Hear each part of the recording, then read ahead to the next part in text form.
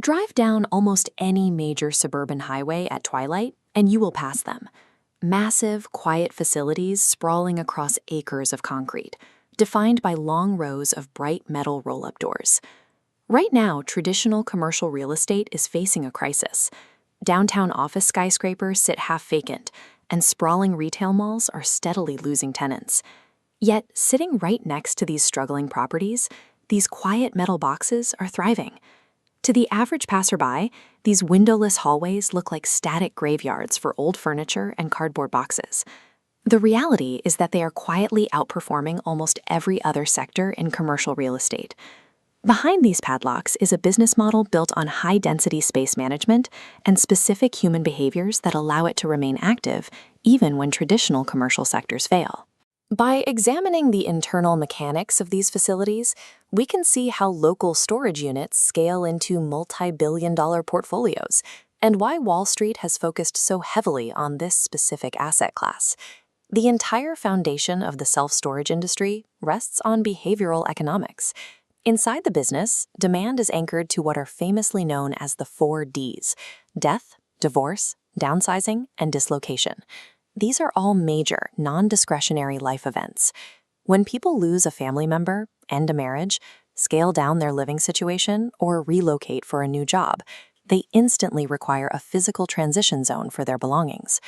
Because these events happen regardless of the stock market or interest rates, self-storage demand functions independently of broader economic health.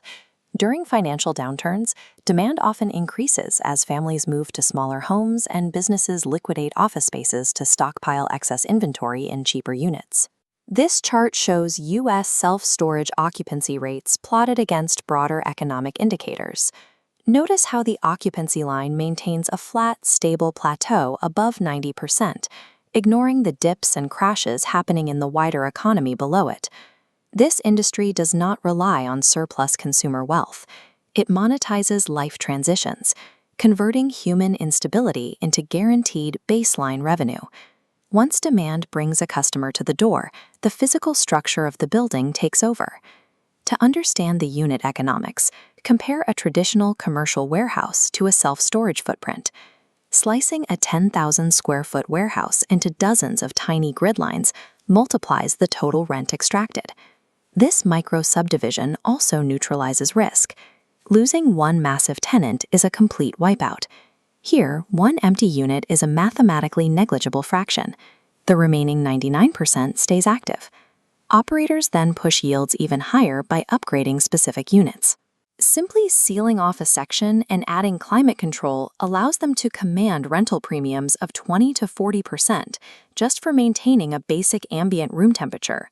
Subdividing a floor plan lowers the risk of a total revenue wipeout while extracting a higher yield per square foot from the original footprint. The leases themselves add another layer of leverage. Traditional commercial real estate locks tenants into rigid 5-year contracts. Self-storage relies on agile, flexible month-to-month agreements. Operating without long-term contracts allows these facilities to function like airlines. They use dynamic pricing algorithms to frequently implement rent hikes on their existing customers. This works because of a built-in psychological trap. Customers will consistently absorb $10 or $20 monthly rate increase because the alternative, spending a weekend renting a truck and moving heavy furniture to a cheaper facility across town, is a massive friction point. To maximize the cash captured from these rent hikes, operators are stripping out their largest expense, human labor. Today, you can just rent a unit online, sign your lease digitally, and then unlock your door with a smartphone. This automation has led to the rise of dark sites. These are fully functional self-storage facilities run entirely through centralized software and remote call centers, with absolutely zero on-site staff. Removing that physical human overhead pushes operating margins past 70%. The combination of algorithmic, frictionless rent increases and zero human operations creates an almost continuous margin expansion loop.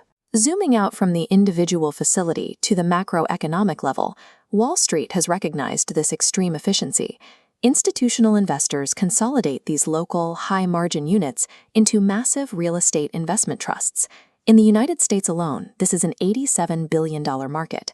Major corporate players like Public Storage, Extra Space Storage, and CubeSmart dominate the sector, acquiring independent sites to build national portfolios. This chart illustrates the financial result. Since 2001, specialized self-storage REITs have generated an annualized return compounding at 15.1%. That outpaces the broader global real estate index, which has hovered near 6.7% over the same period. Self-storage functions as an engineered financial utility, extracting a specific yield from every cubic foot of space by capitalizing on the constant need for physical overflow. The next time you drive down the highway and pass a long, quiet row of metal doors, you will know exactly what is sitting behind them. You're looking at the most relentless cash machine in modern real estate.